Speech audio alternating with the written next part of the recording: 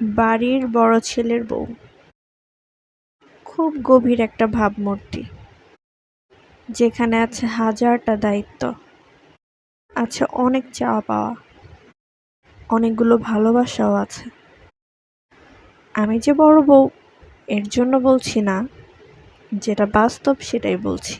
আমার বড় মামি যখন বিয়ে হলো, ছোট্ট একটা মেয়ে, কিন্তু তার দায়িত্ব কিন্তু খুব বেশি।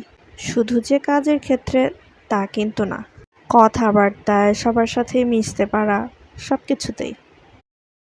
কোনো কিছুর দরকার হলে ওই যে বড় বউয়ের কাছেই, কোনো অতিথি আসলে সেই বড় বউয়ের কাছে মহব্বতটা বেশি থাকে।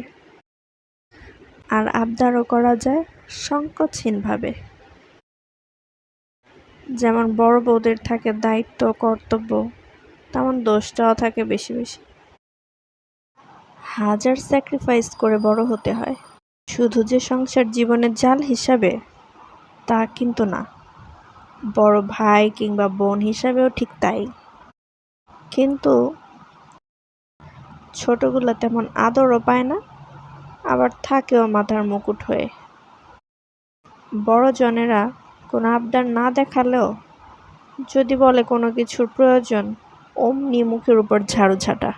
আর ছোট জনদের ক্ষেত্রে হয়, কি লাগবে মা, কি লাগবে বাবাজি, বলো এনে দিচ্ছি। মা বাবার ক্ষেত্রেও, শ্বশুর শাশুড়ির ক্ষেত্রেও। বাড়ির বড় মেয়ে বা ছেলে হয়ে জন্মালে বাড়ির ছোট ছেলে বা মেয়ের সাথেই বিয়ে করবা, তাহলে কি হবে? একদিকে উষ্টা খেলো, অপর দিকে অন্তত আদরটা ঠিকঠাক মতো পাবা। আমি তো ভাই পড়ছি ঝামেলায়, বাড়ির ছোট মেয়ে হয়েও বড় বউ হয়ে গেছি।